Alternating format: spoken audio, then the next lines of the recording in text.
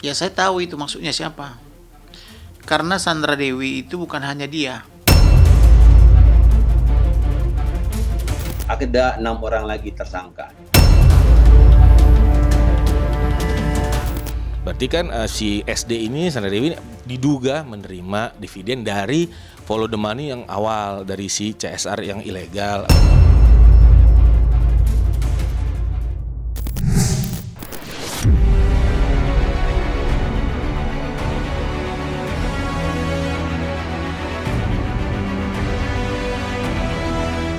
Kasus mega korupsi yang menyeret suami Sandra Dewi, Harvey Mois atau HM, dan Crazy Rich Helena Lim belakangan ini tengah menjadi sorotan. Mengingat kasus korupsi yang merugikan uang negara hingga 271 triliun itu membuat publik tercengang. Dan baru-baru ini beredar rumor jika dalam waktu dekat Kejaksaan Agung atau Kejagung akan menetapkan 6 tersangka baru. 2 diantaranya ialah selebriti tanah air yang namanya sudah tidak asing di telinga publik.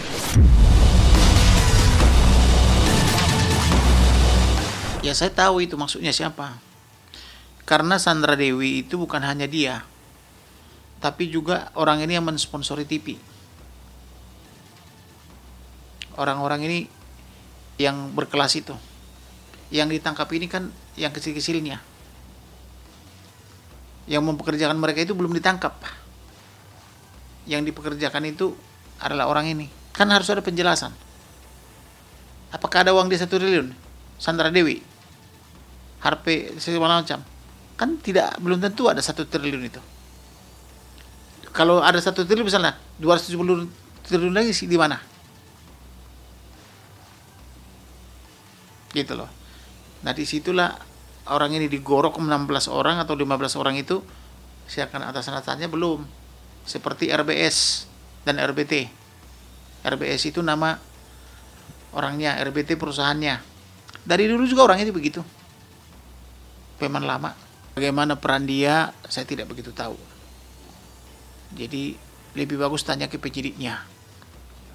Karena saya tidak mengetahui sejauh mana perannya. Tapi yang saya sayangkan dari orang-orang artis Indonesia ini, berhambur-hamburan uangnya di mana-mana. Terkesan kalau artis itu uangnya melimpah gitu loh. Taunya korupsi kan gitu, itu yang tidak baik. Jadi tidak mendidik masyarakat gitu loh. Jadi selama ini kan orang melihat itu kan crazy rich, orang kaya luar biasa, beli Fortuner, beli mobil, beli ini Rolls Royce, beli pesawat segala macam gitu loh. Wah ini kaya raya banget gitu loh. Tak tahu cuman bintang film berapa sih gajinya?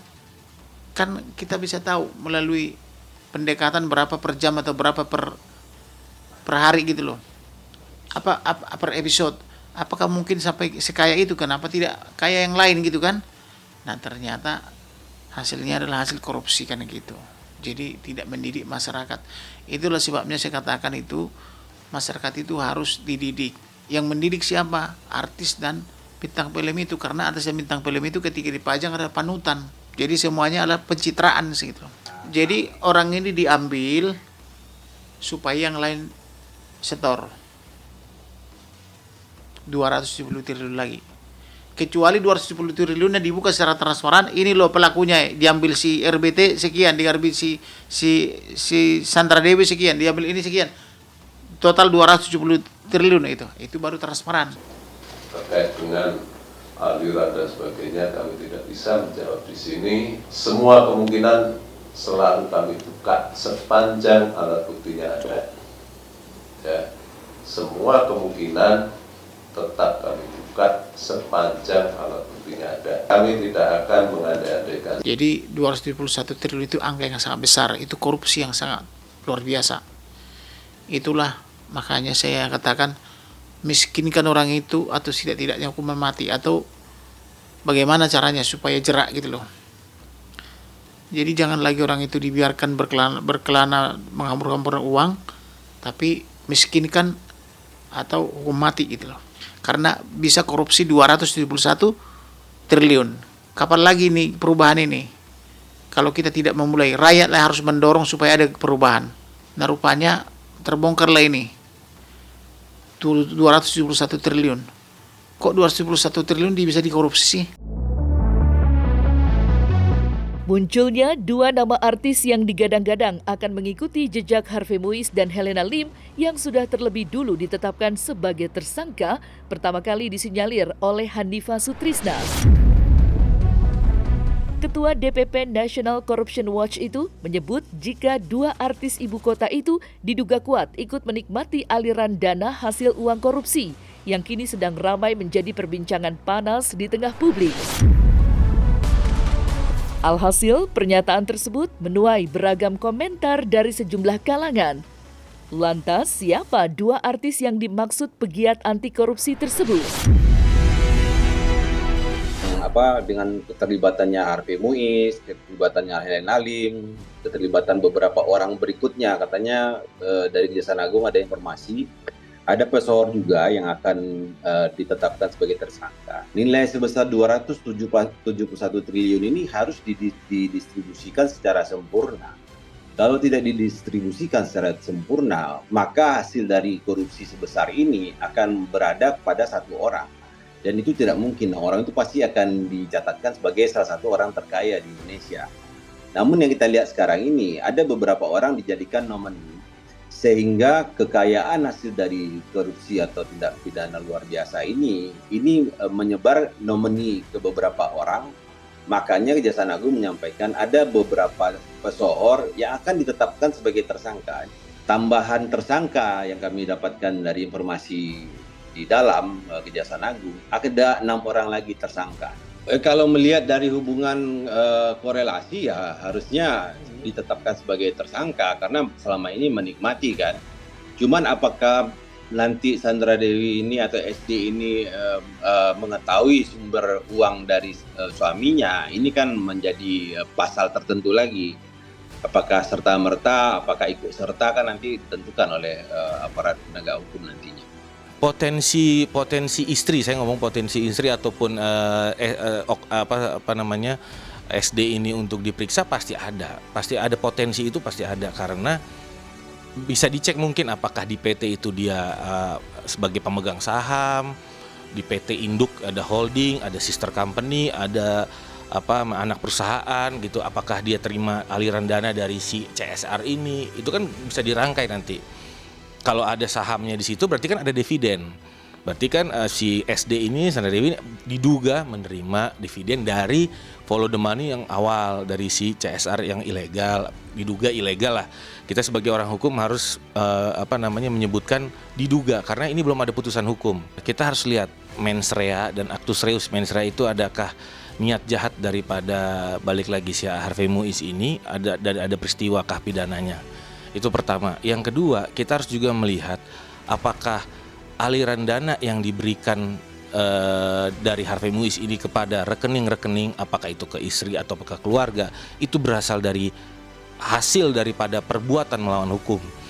Jadi kalau nanti hasilnya dari perbuatan melawan hukum itu disalurkan kepada pos-pos yang tadi, ya berarti itu adalah hasilnya perbuatan melawan hukum juga, gitu kan? Makanya kita lihat aliran dananya. Nah, itu mesti dicek mendalam. Oke, yang ketiga, istri bisa terjerat juga apa tidak? Pasti bisa.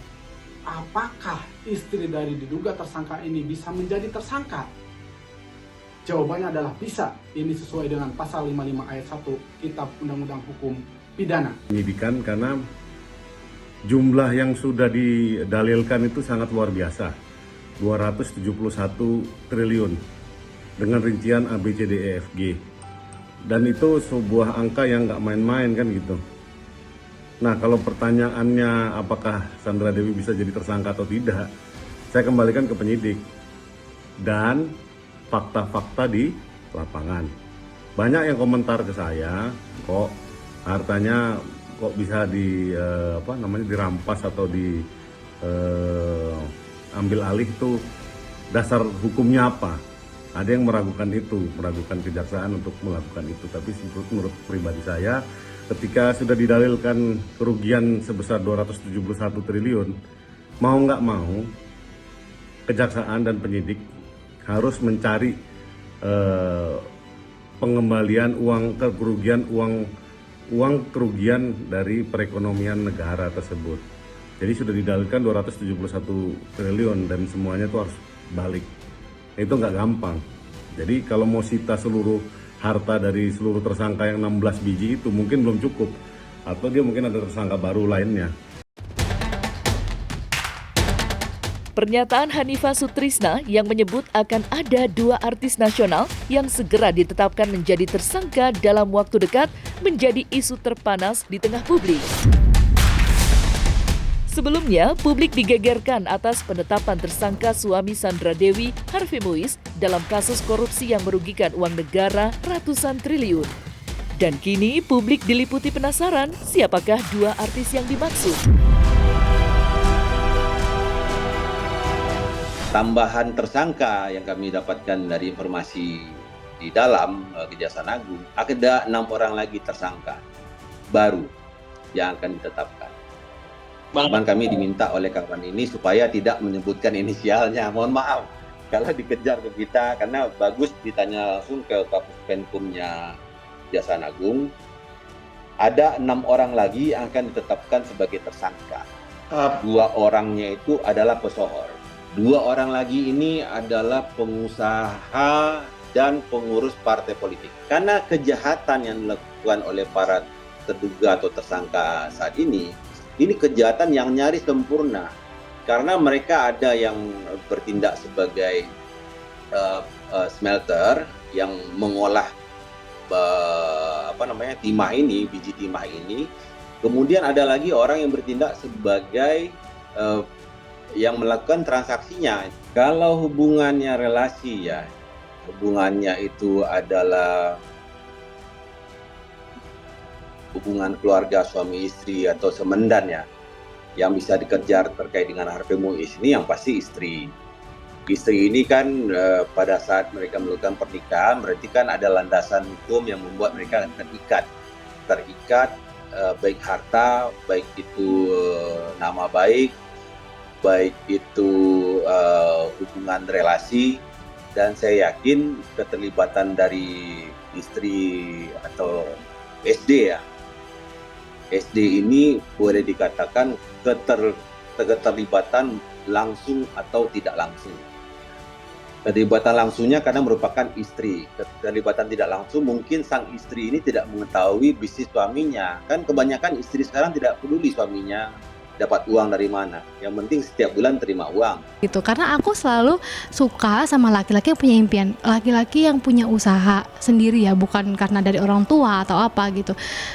Nggak usah anaknya siapa-siapa deh gitu ya, maksudnya anaknya siapa-siapa ya enak banget ya, puji Tuhan dapat anak siapa-siapa, dapat apa-apa, tapi aku lebih menghargai laki-laki yang berusaha sendiri nih, pengusaha nih, yang berusaha sendiri, punya karir sendiri, yang bangun sendiri gitu. Jadi semangatnya itu loh, aku pengen dapat orang yang sama kayak aku, semangat untuk cari uang, punya impian gitu, kerja keras dan positif. Bahwa kejahatan luar biasa atau korupsi yang dilakukan oleh pejabat PT Timah, menurut saya tidak hanya di pejabat yang menjabat saat ini aja, harus diperiksa seluruh pejabat PT Timah Tbk sebelum yang ditetapkan sebagai tersangka saat ini. Karena kejahatan ini sudah dilakukan puluhan tahun. Ini pintu yang akan membuka kotak Pandora lebih luas. Nah, kalau memang pakemnya itu dari 2015 sampai 2022 tidak bisa dibantah, memang timeline tersebut adalah ketika ada sosok Sandra Dewi yang masuk ya di 2016. Nah, makanya saya pikir nggak salah kalau penyidik itu berasumsi memeriksa si Sandra Dewi ya, karena memang mau nggak mau yang terlibat di dalam menikmati hasil, kemudian mencoba menyamarkan, merubah bentuk dan mendistribusikan atau ya dengan kata lain menikmatilah hasil dari korupsi itu, bisa dijerat dengan pasal yang sama, kemudian dilapis dengan pasal TPPU ya. Sebelumnya, Ketua DPP National Corruption Watch, Hanifah Sutrisna, sempat membuat geger usai menyebut nama Raffi Ahmad yang diduga terlibat tindak pidana pencucian uang atau TPPU lewat ratusan rekening kantong Semar beberapa waktu yang lalu. Dari situlah isu tersebut ramai menjadi pemberitaan nasional. Pengacara kondang Hotman Paris bahkan sampai turun gunung untuk membela Raffi Ahmad. Tidak main-main, Hotman menantang petinggi DPP National Corruption Watch untuk berdebat mengenai tuduhannya yang dialamatkan pada Raffi Ahmad. Tapi entah kenapa, tiba-tiba saja Hanifah Sutrisna mengklarifikasi tudingannya terhadap Raffi Ahmad. Tapi ini masalahnya ini menyangkut kredibilitas. Dibilang pakai ada pencucian uang negara lah, disangkut pautkan dengan ada nama baiknya anak presiden lah, ada dibilang saya buka tempat judi, kasino, judi online terkait sama Rafael Alun. Kayaknya tambah lama ini harus saya klarifikasi karena ini menyangkut kredibilitas saya. Apalagi kemarin permasalahan ini banyak banget klien-klien iklan, klien-klien semua perusahaan, Rans. Ini yang jadi merasa terganggu, akhirnya saya mau klarifikasi. Kalau uang yang mana saya dapatkan ini, saya kerja dari umur saya 13 tahun. 13 tahun sampai detik ini usia saya 37 tahun nih. Kita lagi ulang tahun tanggal 7 Februari nih ya, kasih kado. Makasih Bang. Nah, umur kita sama? Tidak beda. 37 tahun saya kerja. Jadi sudah hampir 25 tahun aku kerja. Dan Alhamdulillah, ya meskipun karir saya seperti anak tangga, tapi sampai detik ini saya dipercaya oleh stasiun TV, berbagai macam brand, dan saya menabung. Kami bukan menuduh, kami memastikan bahwa Raffi ini benar-benar melakukan. Yang kami sampaikan, coba baca lagi video kami dari awal, bahwa ada dugaan tindak pidana pencucian uang yang dilakukan oleh artis R ini. Nah, bukan tuduhan loh. Ada dugaan berdasarkan dari pengaduan masyarakat yang kami terima dan sudah kami coba pelajari dari awal. Sehingga menurut kami, jika pengaduan masyarakat ini tidak kami sampaikan, kredibilitas kami sebagai LSM NCW pun nanti dipertanyakan sama masyarakat apa gunanya dibuka pengaduan masyarakat, tapi tidak diteruskan apa yang kami sampaikan.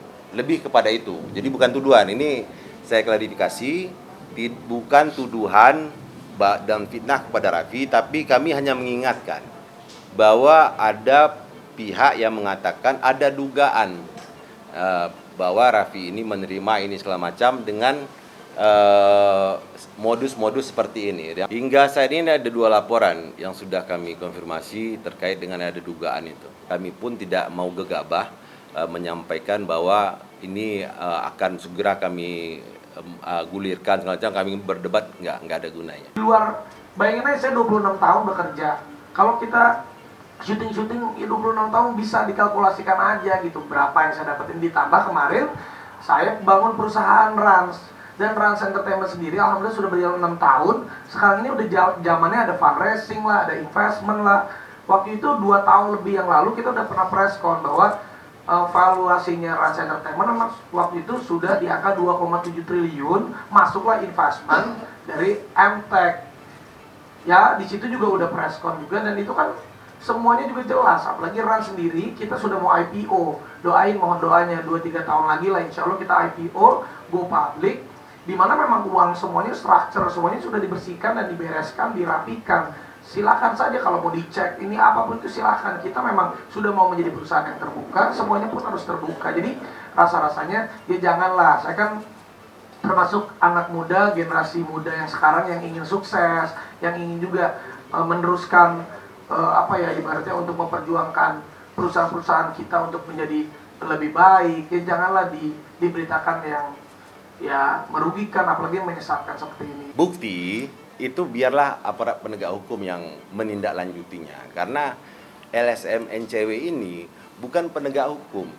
Kami hanya bisa melakukan pencegahan, kami hanya bisa melakukan pengaduan, mengkanalisasi pengaduan masyarakat, dan ini harusnya para penegak hukum menindaklanjuti. Kan ada KPK RI, ada Barreskrim Polri, ada Kejaksaan Agung, ya kan. Jika ada aliran yang tidak wajar, PPATK harusnya bisa menyajikan itu. Dan masyarakat pun sekarang kan sudah cerdas. Nah, banyak hal yang harusnya selama ini masyarakat bisa tahu lebih banyak, ternyata kan di tengah jalan beritanya berhenti. Tapi kalau ini karena sepertinya fitnahnya keterlaluan sekali dan juga banyak klien-klien yang nanya, ya aku jelasin bahwa itu tidak benar. Ya mudah-mudahan orang yang memberikan narasi-narasi seperti ini, ya tolonglah jangan memberikan narasi yang menyudutkan, apalagi yang membuat merugikan. Tapi saya percaya kok Allah juga tidak tidur, pasti apapun itu yang benar pasti akan diberikan jalan yang terbalik oleh Allah Subhanahu wa taala. Berkarir dari umur 13 tahun sampai sekarang, alhamdulillah aku kerja keras pagi, siang, sore, malam. Jadi jangan percaya dengan hal yang seperti itu. Tidak sekali dua kali, nama sejumlah selebriti tanah air dicatut dan disenggol dalam perkara korupsi tindak pidana pencucian uang. Masih segar dalam ingatan publik saat Sekjen Indonesian Corruption Watch, Iskandar Sitorus, menyebut sejumlah nama artis yang diduga terlibat dalam skandal pencucian uang. Sebut saja mulai dari Raffi Ahmad, Boy William, hingga penyanyi Judika. Umumnya mereka di hilir. Di hulu itu paling kayak si S ini. Tapi ada juga nanti seperti yang saya sebut tadi adalah putri dari seorang petinggi berseragam. Inisialnya K. Itu dia putri, masih muda. Tapi bisa masuk ke dalam korporasi tambang karena inisial ini kami lampirkan dengan dokumen yang 1000 halaman ini. Raffi yang mana dulu kan? Kalau disebut Raffi lengkap namanya, coba yang mana coba? R kami bilang. Inisial yang kami kutip dari nama atau alfabet yang terdaftar di registrasi kependudukan Republik Indonesia. Modusnya begini. Nah, kalau modus, ada penggunaan nomine, ada penggunaan korporasi. Uang beredar dari nomine dan korporasi. Ini sel. Nanti ada di kasusnya Rafael ini 2 perusahaan dari British Island oleh nama 1 orang. Akan ketemu pada satu titik irisannya pada satu bisnis dan bisnis berikutnya. Itu sudah kami sampaikan ke beberapa redaksi, sudah kami sampaikan. Memang rumit, tapi kalau surat kami yang dibaca surat kami yang kepada KPK dibaca teman-teman, kami udah kirim filenya. Mudah-mudahan paham mafhum ke arah siapa itu.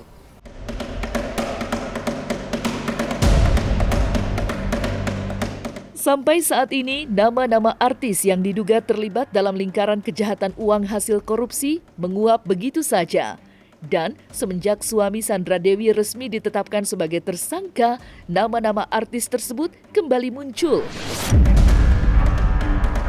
Kini, mungkinkah 2 artis yang dimaksud tersebut ada dalam daftar artis yang ikut terseret ke dalam pusaran kasus Harvey Muiz? 2 orangnya itu adalah pesohor. Cuman apakah nanti Sandra Dewi ini atau SD ini mengetahui sumber uang dari suaminya, ini kan menjadi pasal tertentu lagi. Apakah serta-merta, apakah ikut serta kan nanti ditentukan oleh aparat penegak hukum nantinya. Jangan sampai tidak ditetapkan lagi sebagai tersangka, karena ini akan mencederai semangat yang sudah yang diterima oleh masyarakat bahwa saat ini Kejaksaan Agung lagi berbenah terhadap mafia-mafia tambang yang selama ini merugikan negara hingga ratusan triliun. Kejahatan ini nyaris sempurna sebenarnya. Apa yang tidak sempurna dari kejahatan ini? Bahwa para pelaku ini melakukan flexing. Nah, kelakuan flexing ini sebenarnya adalah menjadi pintu masuk bagi KPK, bagi Kejaksaan Agung, bagi Mabes Polri untuk bisa mengusut orang-orang yang tiba-tiba kaya mendadak. Yang tiba-tiba kaya mendadak karena berjualan sesuatu yang common, sesuatu yang biasa di pasar Indonesia. Nah, ini sebenarnya pintu masuk. Saya beberapa kali menyampaikan, flexing itu adalah ketidaksempurnaan kejahatan yang dilakukan oleh para terduga korupsi atau para terduga pencucian uang. Mungkin dalam waktu dekat yang penyidik akan melakukan hal tersebut. Bisa saja, ya artinya bisa saja penyidik dalam upaya untuk mencari kemana aja aliran daripada dana itu, karena kan nggak sedikit ya 200 triliun itu. Jadi ketika dicari dan kemudian misalnya ada indikasi-indikasi bahwa sang istri juga mungkin mendapatkan aliran ya diberikan dan akhirnya aliran itu ya ke istrinya kan begitu ya. Kan nggak mungkin istri nggak juga dapat uang dari suami kan begitu artinya ya. Nah jadi ini yang mungkin nanti pasti akan dipanggil, pasti akan diperiksa. Ini uang apa, tahu ini hasilnya dari mana, ini bagaimana, apakah ini belanja rutin, kan ini pasti akan diverifikasi. Penyidik pasti akan teliti dan cermat. Nah kalau memang misalnya kemudian diketemukan dua bukti permulaan yang cukup bahwa uang yang masuk ke rekening istrinya itu adalah patut diduga adalah uang yang memang coba untuk dikaburkan asal usulnya ya, dihibahkan, ditempatkan atau apapun yang merupakan kejahatan pencucian uang, ya tidak menutup kemungkinan. Ya istilah dimiskinkan itu artinya adalah kalau memang misalnya seluruh kekayaannya itu diambil baru cukup untuk menutupi kerugian negara tersebut, ya artinya ya mau nggak mau ya diambil seluruhnya, dan akibat diambil seluruhnya itu membuat si tersangka ini yang mungkin nanti sudah menjadi terpidana itu kalau memang terbukti dan inkrah itu menjadi tidak memiliki apapun lagi, miskin, ya artinya ya memang dia miskin. Jadi bukan dimiskinkan sih sebenarnya kalau menurut saya ya. Artinya bukan, kalau dimiskinkan kan seolah-olah ada tindakan yang mengambil penyitaan itu melampaui ya apa yang kerugian yang dialami oleh negara. Ini kalau saya lihat kalau dari pasal 18 itu uang pengganti itu ya harus senilai dengan kerugian yang dialami oleh negara. Nah, jadi artinya kalau kerugian negara itu 200 triliun sekian, ya maka akan diambil aset-asetnya. Kalau akhirnya harus mengambil seluruh aset yang ada, baru kerugian negara itu tertutupi, bahkan jangan-jangan jika diambil seluruhnya pun belum cukup untuk menutupi kerugian negara, ya ini yang mungkin yang akhirnya istilahnya kita itu dimiskinkan itu ya memang betul-betul miskin. Saya kira seperti itu dia.